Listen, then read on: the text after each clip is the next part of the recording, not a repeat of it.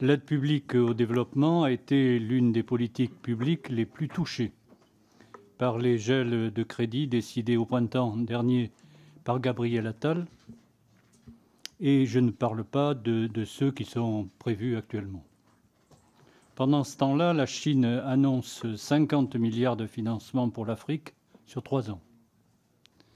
Comment faire face à la présence chinoise qui est croissante sur le continent africain?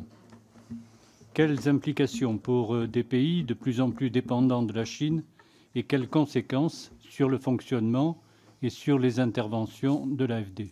Merci.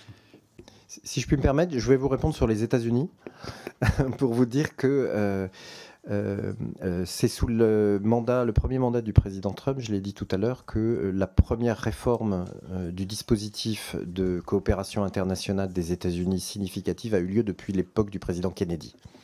Et le président Trump, il a créé une institution qui s'appelle le USDFC, qui est l'équivalent en fait un peu de Proparco. C'est-à-dire c'est une institution qui n'est pas là pour faire ce que USAID fait, donc qui n'est pas sur des logiques d'aide, qui est plutôt sur des logiques d'investissement, d'appui au secteur privé, comme le fait notre filiale Proparco.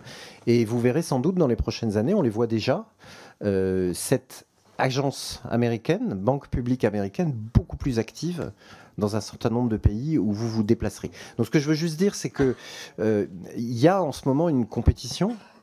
Il y a une ambition qui va prendre des formes aujourd'hui peut-être inattendues, qui vient de Chine, qui vient des États-Unis, qui vient, je l'espère, de l'Europe, si elle garde une capacité forte, et qui, c'est le travail de conviction que j'essaie de faire devant vous, qui doit venir de la France aussi, à titre national. Il faut qu'on ait une capacité d'intervenir dans ces discussions-là, et ça suppose une agence efficace, une agence active, une agence évidemment valorisée, transparente, et une agence dotée de moyens suffisants pour rentrer dans cette grande discussion, sauf à ce que notre pays décide d'en sortir.